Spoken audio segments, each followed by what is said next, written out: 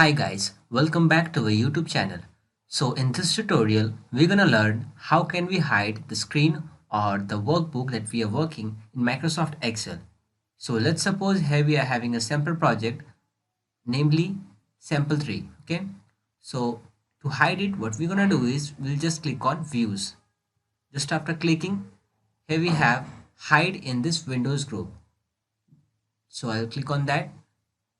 Just after clicking, your document, your page will be hidden. So here is no sample 3, no headings, nothing. You can't edit. You are unable to see this file. Okay.